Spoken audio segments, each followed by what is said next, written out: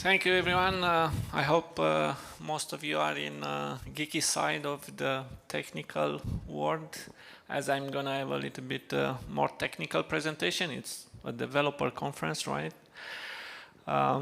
First, a few words about myself. I've seen a consistent number of hands up as being first time here at ClueCon.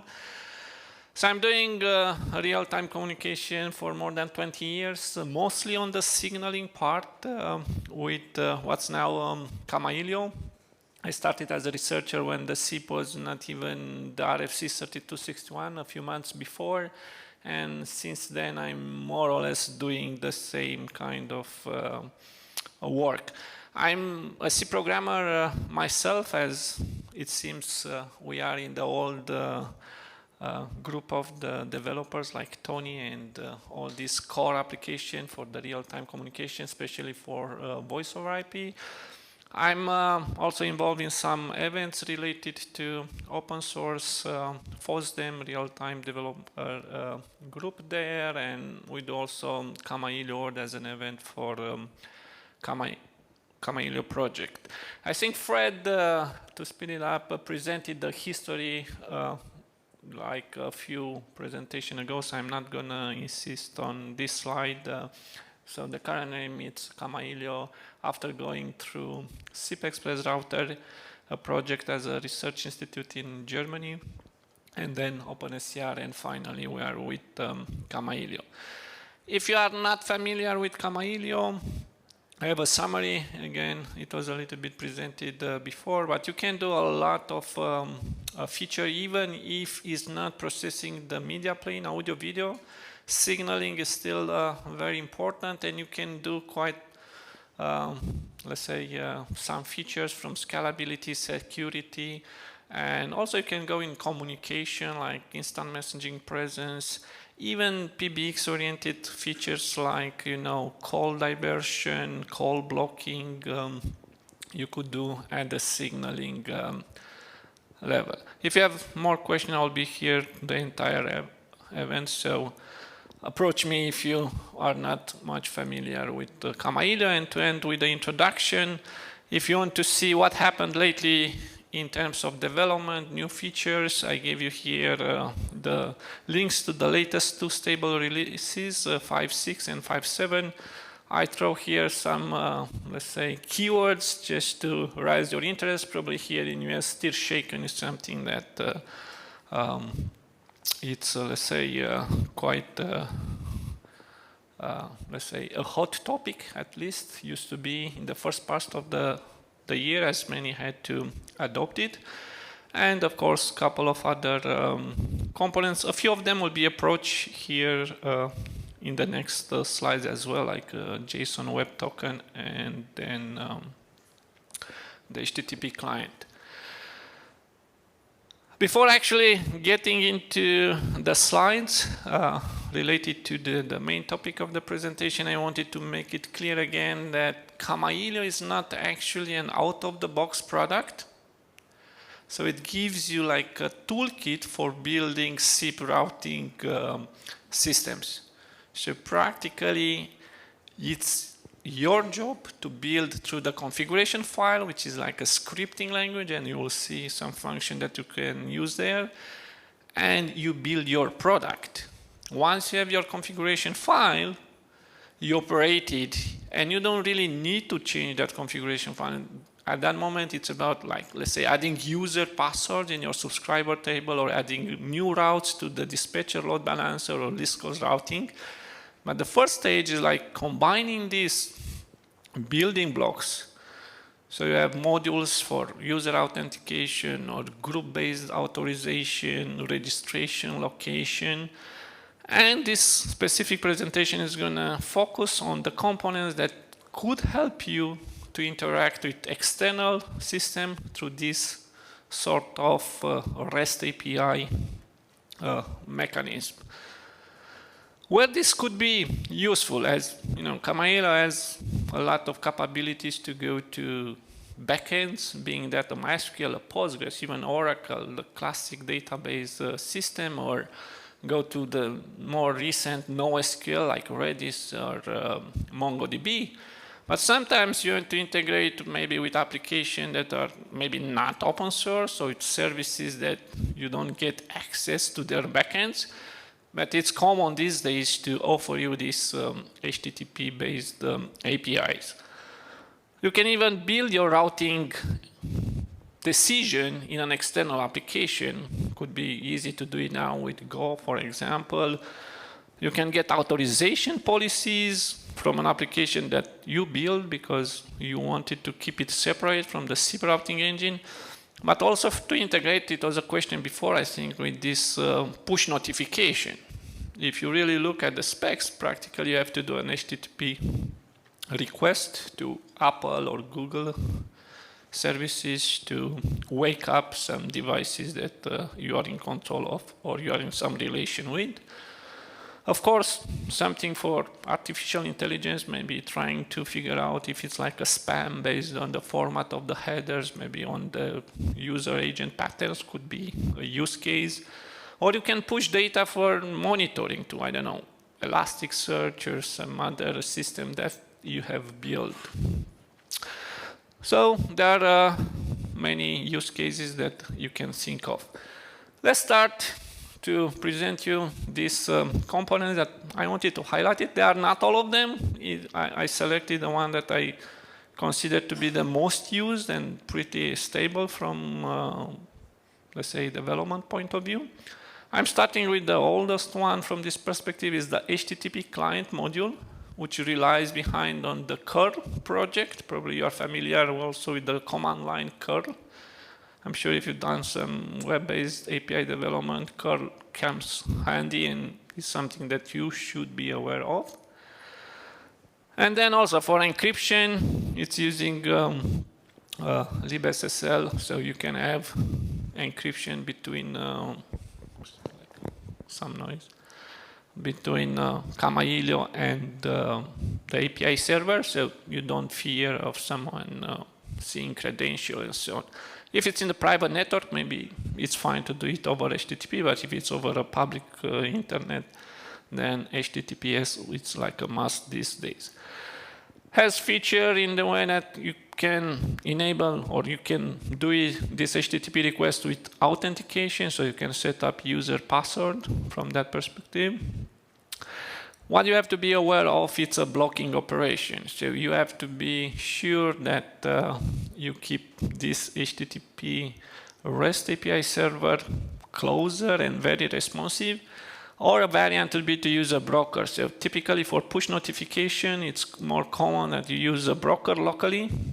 And then from the SIP routing system, you ensure that you notify that, you interact with that quickly. And then if it's taking longer from the broker to the Google or Apple service platform, it's somehow not interfering with the SIP routing that much. In terms of using it, you can provide the information via the HTTP URL, like some parameters there about the call or callie, whatever you want to push out. And then you can get the result. So at this stage, I'm just focusing on showing how you can do these queries, and then I'll have some slides about how you can process the data, return it in the result, then in the configuration file.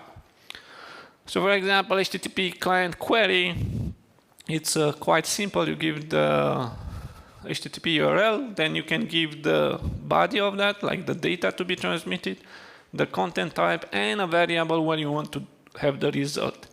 In the result could be a JSON, an XML document, or any other data that you can process later in the configuration file. When you have like a situation to provide more local attributes like certificates for encryption, it gives you the possibility to have it like a configuration file with this per server attributes. So it's ini-like configuration if you're familiar with, where I have this name of the attribute and the value You can enforce like the TLS version, you can enforce their user password as well, or if it's with encryption on the client side certificates, you can also provide those certificates there. But then you'll have to use the HTTP connect as a function where you give the reference to the profile in the configuration file, this API server as we have it here. And the second parameter will be the rest of the URL that you want to be appended. So in the profile, in the ini file, you give the base URL, and then you can reuse that profile for different queries. As I said, this is blocking, so we have a variant of a module, HTTP async module, which is leveraging this suspend resume of the transaction in SIP. So this would be a transaction in SIP, probably most of you are familiar, but it's about keeping states of routing of a request. So we get the call-in, that would be an invite request.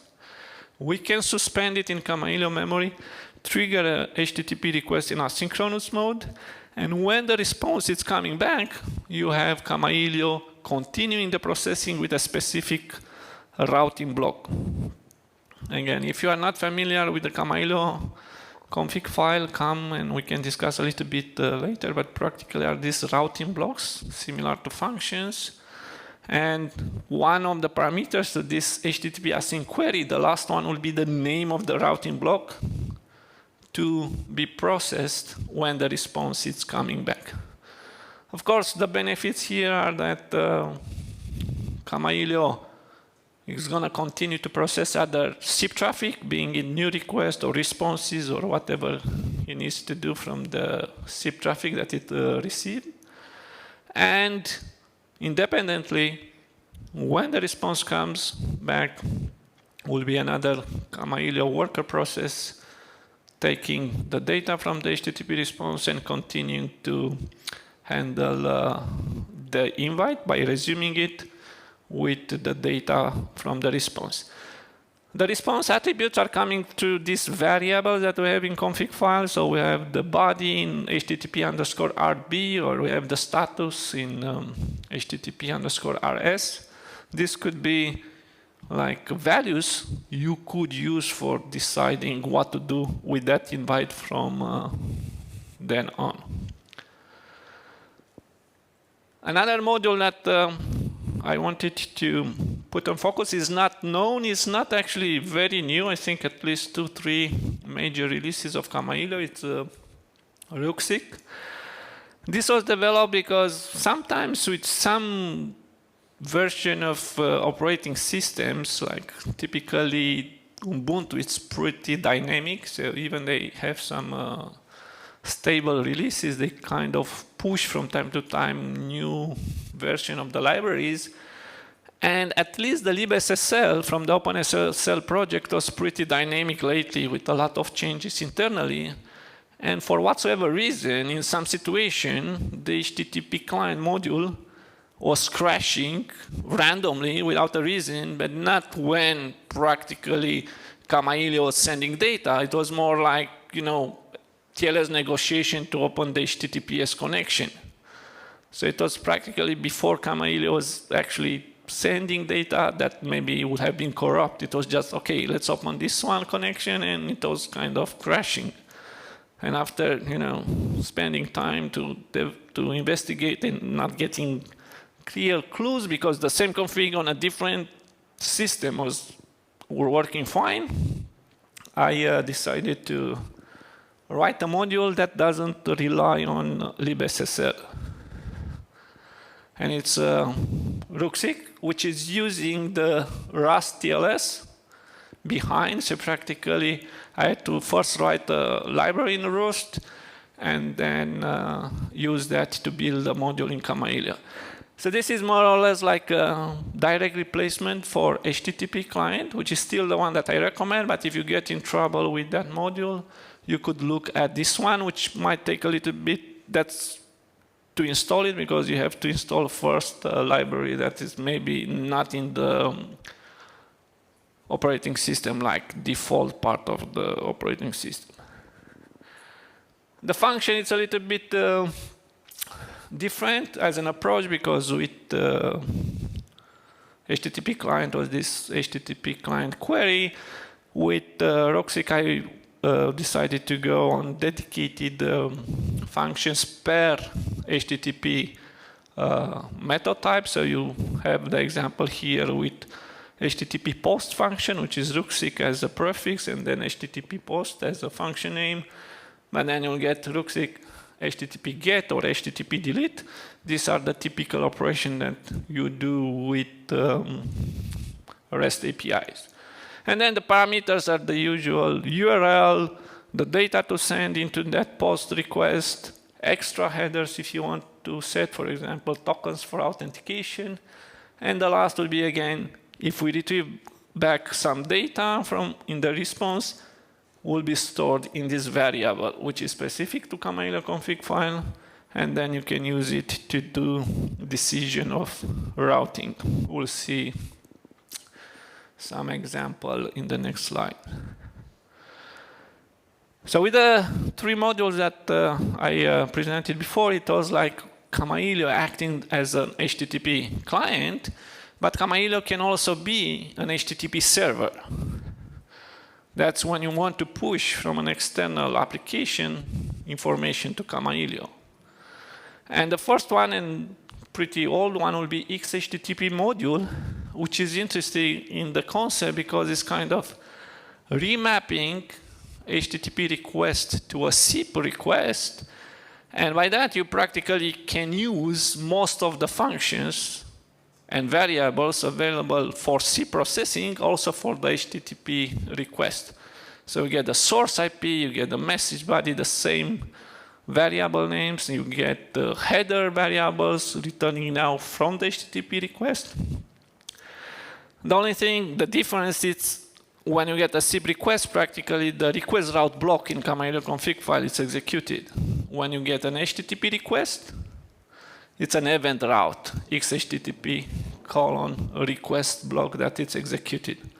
And then, again, you can use a variable like $rm. If you use it in the request route block, it's going to be invite by. If you use it in this event route, it's going to be get, post, delete, whatever was coming over HTTP.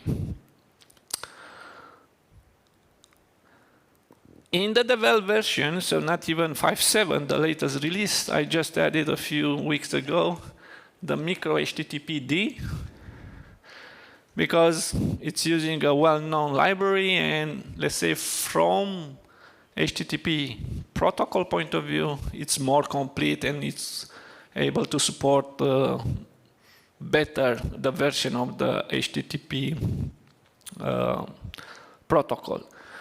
The previous one is practically limited to 1.0, HTTP 1.0, and some extension towards 1.1 are also available. But going further would be a bit more complex to keep this mapping over a SIP request in the same way as we do it so far.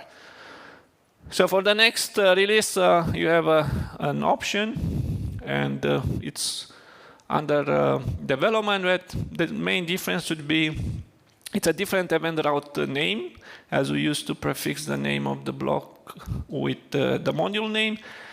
But you cannot use anymore the SIB-related variables. There is a own set of variables from this module, the $mHTTPD, and then you have various keys to get the method, the URL, the data, like the body in that message.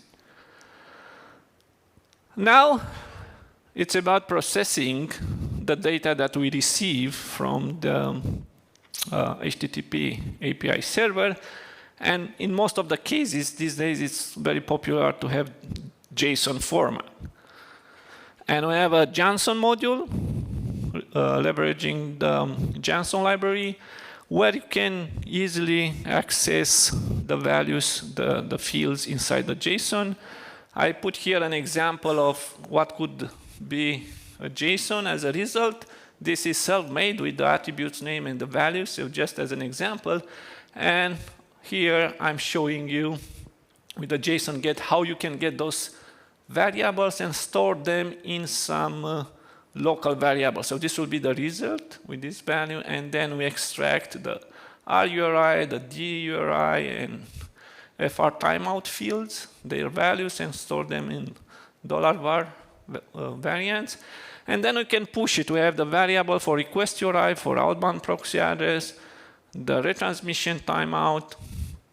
So you can, and then if you do T-relay, those values will be used for routing. There is another variant where you can push from JSON to XAVPs, which could be sometimes more convenient. And then if you are familiar with XAVPs, again, if not, please approach me later. I'm not gonna explain in details all the concepts here, but I can clear it for you in the breaks. So the format will be with the name of the XAVPs and fields inside the XAVP list, and then practically pushing to the same routing blocks.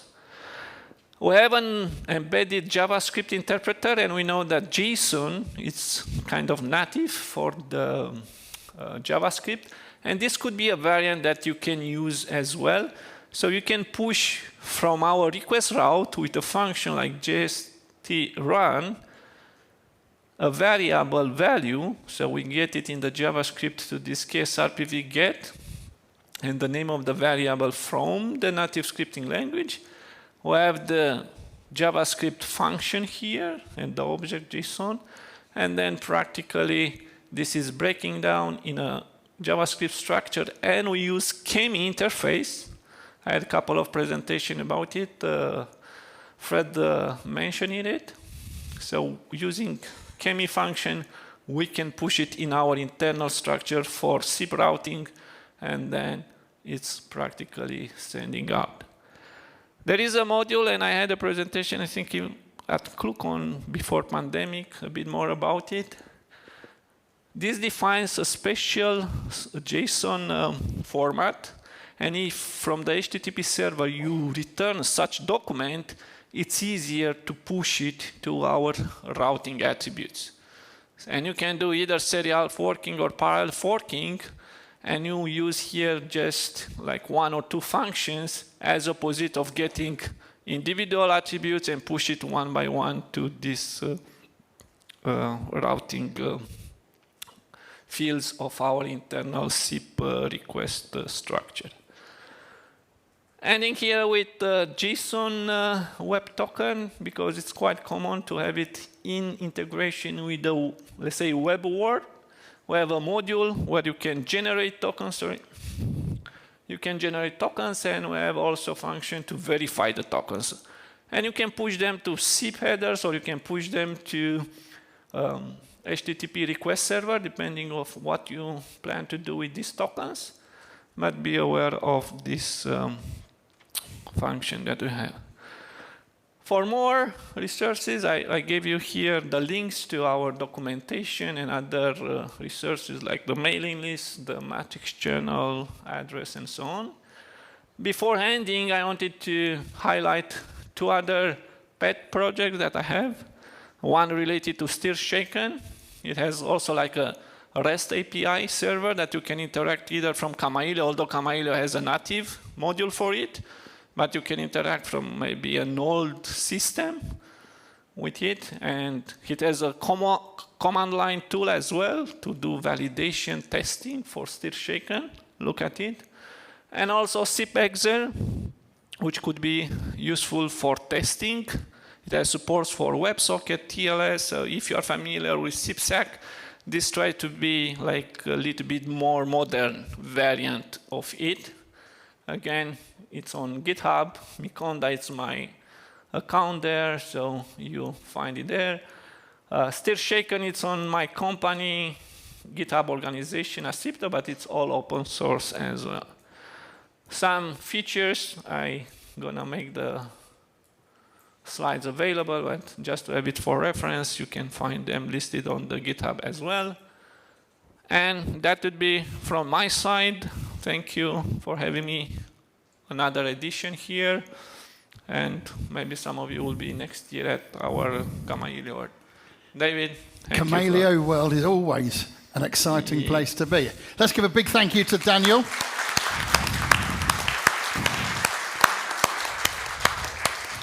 And he has kindly left 2 or 3 minutes for questions if anybody has them. So, would anybody like to raise a question with Daniel, the project lead from the Kamailio project?